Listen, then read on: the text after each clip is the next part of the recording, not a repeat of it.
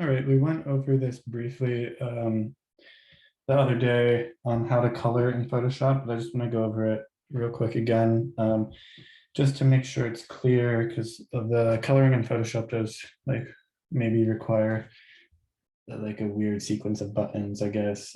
But remember, we want to have, I made this little pass here of my blob moving around in a circle. And I thought something that might be interesting for you all, if you want to try, is here I tried to like have the blob kind of move closer towards me and then further away and then closer again in this circle. That's something that you can try and incorporate into your project if you want. I know that you've done the draft, but you could always try and see if you could fit this in somewhere. It's not too hard to adjust. And so let's talk about coloring. I have my first pass here, which is just rough. I'm working at 12 frames a second and slightly over one second long. And I have my rough pass right here. And then after that, I made a second pass, which was my ink layer. And I just went over and I traced over it. You can see there's a few spots that I kind of like deviated from, and we can turn that off. And then I start to think about the color, and I'm just going to go with this sort of greenish color. And here, I started doing the color already. But remember, we want to have the line work and the color on a separate layer. That will make it easier for us whenever we are compositing it, and it will give us more options. If I have them on the same layer, I'm not going to be able to adjust anything separately. I wouldn't be able to adjust the line or the color. So make sure that you have them on two separate layers. So what I do here is I'm going to select my ink layer. I'm going to select my magic wand tool, which is W right here, magic wand. And then I click out and around here. I'm going to right click, select inverse. And I do that, I select the inverse because I want my color to go underneath the line all the way out to the edge of the line. If I had, I'm going to deselect real fast. So if I had just selected in here, you can see my color is just going to go up to the edge of the inside. But if I have that extra step, and I select out here, and then I say inverse, first of all, it's collecting all of this as well, but it also goes all the way out to the edge of this line. So I selected inverse. Now I want to go down to my color layer. I'm going to hit G on the keyboard, or I can come over here and hit the paint bucket tool. And I will say fill. And it automatically fills all of the bubbles, which is great. And now I can hit Command D, and that deselects. So I'll do that again. I'm going to hit W on my keyboard with a magic wand tool. And I've moved up to my ink pass. I'm going to click. I'm going to say select inverse. And now I want to show you what will happen if I don't move down to this color layer. I'm going to hit G. And let's say I forgot to move to the color layer and I try and fill that in. That's great. It is filling in what we want. It goes all the way out to the edge. However, it's still on this layer. So that's going to be a problem with compositing. And a trick that you can see is it didn't fill in all of these blobs. It only filled in this one. So if you have selected an area and it's only filling in one section, you can double check and see, oh, I'm probably just on my ink layer and I need to be on my color layer. So I'm going to Command Z and then move down here and I fill it in and we get all of it. So that's great. And then Command D again, deselect. And while I'm here, I'll just come in here and manually erase this section. So next one, W, select inverse, move down to my color layer, G, fill, and oh, it looks like here, okay, so it didn't fill here because this is not closed off. I need to make sure that all of my ink is closed. So I'm gonna go back to there, go back to here. And I think there was a section up here. Okay. So zoom out again. Now let's try that again. So W, select. And we can already tell that now we have the marching ants around it. So looks good. So select inverse. I'm gonna pick my color, my color again. So let's see. Here's my eyedropper tool. Oh.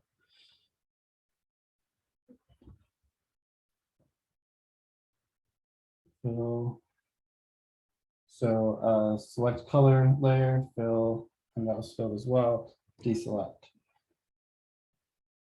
Now I know I showed you all how to use shape layers to color in After Effects, so you can do that if you prefer to use shape layers in the vector tool, but this is, I think, a pretty efficient and fast way as well. It's just tedious to remember exactly all the steps. So select my color layer, hit G, and I forgot to select inverse, so I'll go back to my W, select inverse, color layer, G, here we go. Deselect, and I'm just going to paint that in. All right.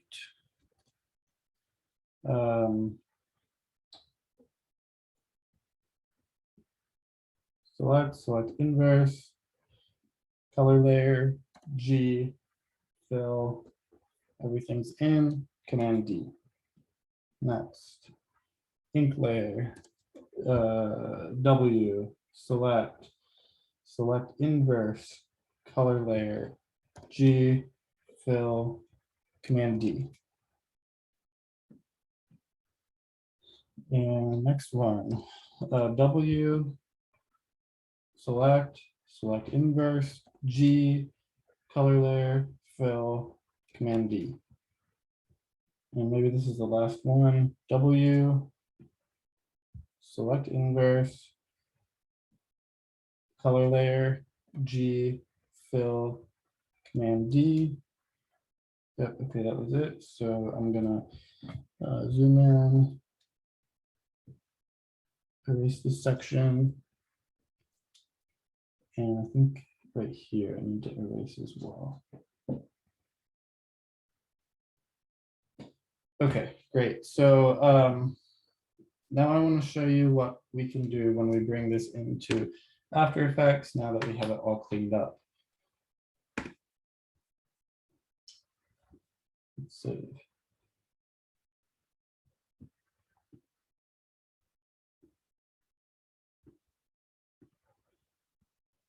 Okay, so I'm going to import file, import file, and blob example composition obtain layer sizes.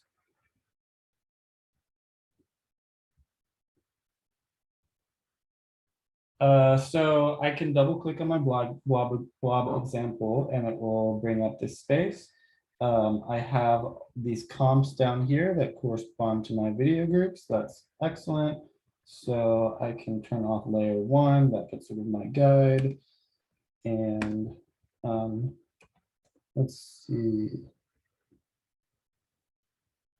It's going too fast. I remember having a glitch with this before.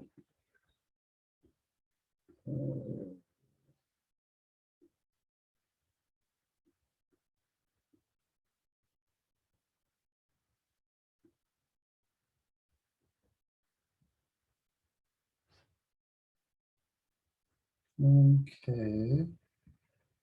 Comes a second. I'm gonna make a new comp.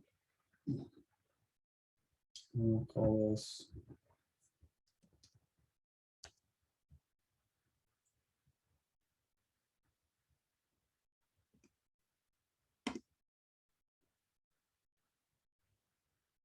maybe my Photoshop was just reading it slow.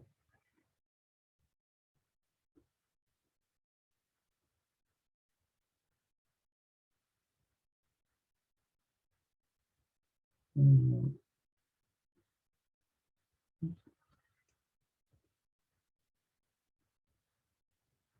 Well, I'm not gonna worry about that right now. The speed will be fine for what we need. We can discuss that later, maybe. So the idea is we want this to loop. It's a blob example. So this right here, this slider, we can drag this down. This is our work area. And I'm going to say trim comp to work area. I right clicked or control clicked, trim comp to work area.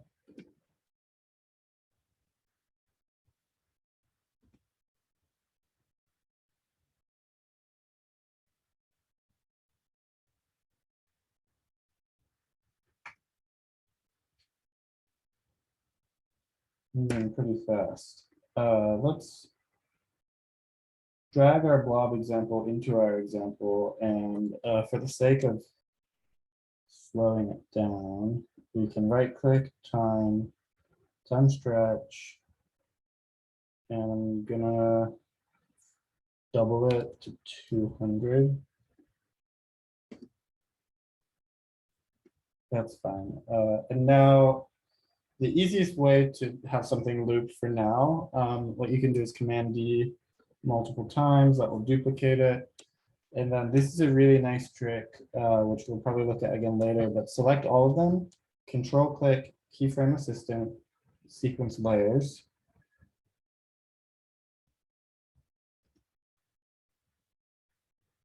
There you go. So now we have a nice loop. But just looking at some examples, some ideas of how we can adjust this with compositing. I'm going to jump back into my blob example, and now let's say that maybe I want to add a shadow to the color. So I can duplicate this, and I can say fill over in my effects and presets. You can also go to window, or no, you can go to effect. You can find in color correction, fill. Nope, not in here. Stylize probably. Also not in there.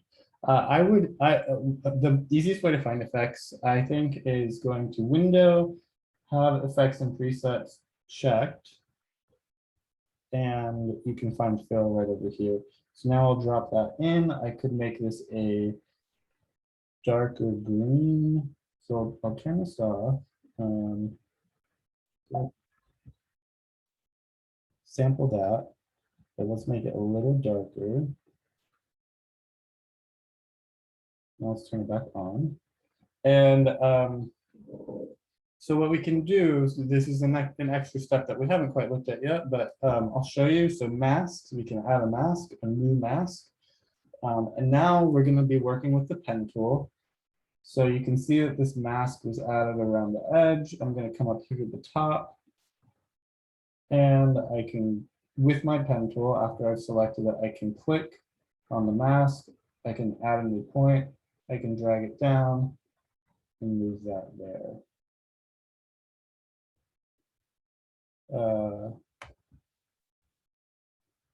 So that's a hard line.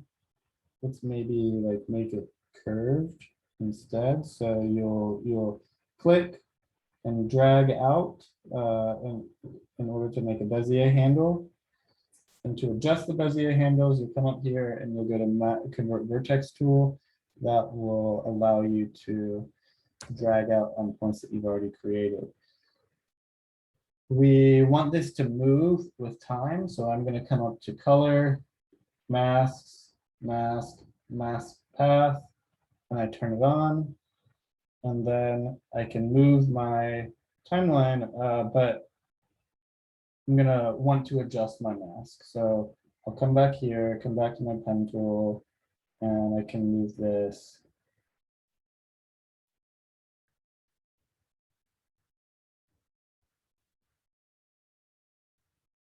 And you just kind of can mess around however you want. But make sure that you have turned on the stopwatch and make sure that you're getting these keyframes.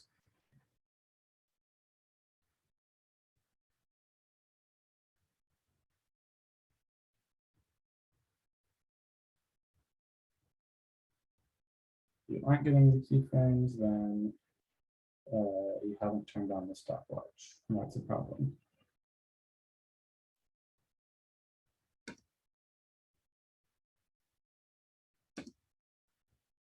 Go back to our example.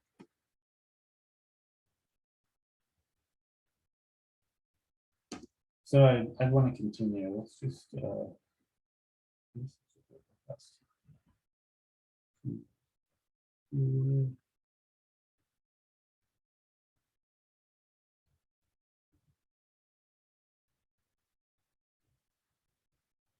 and this is a bad mask color. I can change this by coming down here and changing it to red or something like that. I can see better, see much better.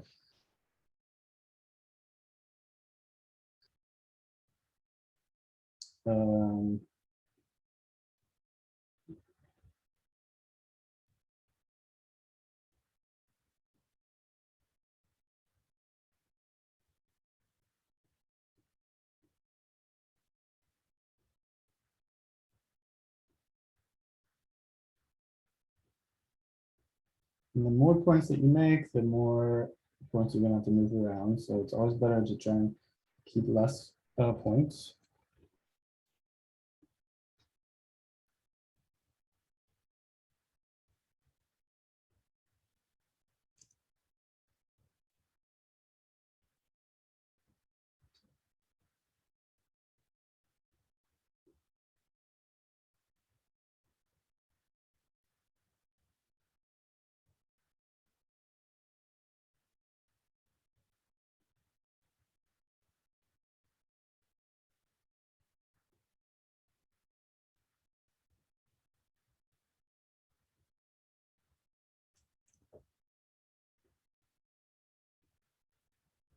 All right, let's see how that looks. Be good. I'll come back to example.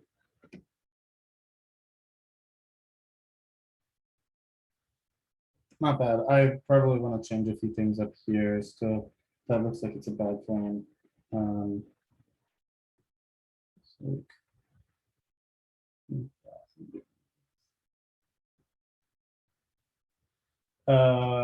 Cool. And the last thing that I want to show you. So of course, with the ink separate, we could just turn off the ink if we wanted to. Like that's not necessary now. We could have it be lineless. Maybe you like a lineless style more. There are some details that get lost whenever we go lineless.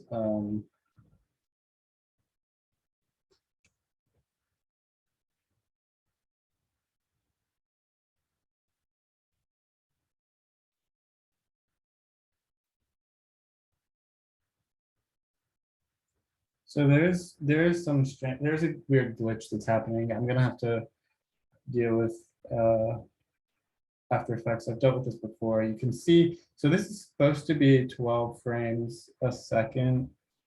And it says that it is. But we have our mask operating in this speed, which is, it says, again, it says it's 12 frames a second, but it's 24. It's acting as if it's 24 frames a second. So sorry, I don't know exactly how to fix that right now, but that's why the mask, but if you like it lineless, you can do that, or we could come back here to Bob example, and we could say fill, we could change the ink color for our line. We could make it red. We could also just make it maybe like a darker, like a dark blue. So this is why you want to have your ink and your color on separate layers. And I hope that makes sense. We could duplicate this one more time just to give you that example. So let's make a new comp. So from the second, let's take our example, put it in, duplicate. In the lower one, let's say position down. Let's put it right here.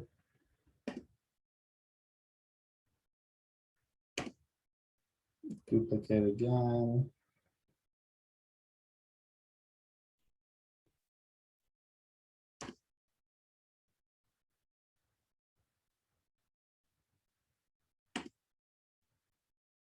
We could try and delay it and see how that looks.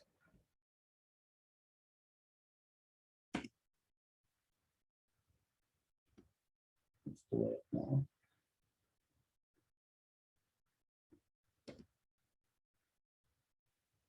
So a lot of fun things that we can do once we start to composite.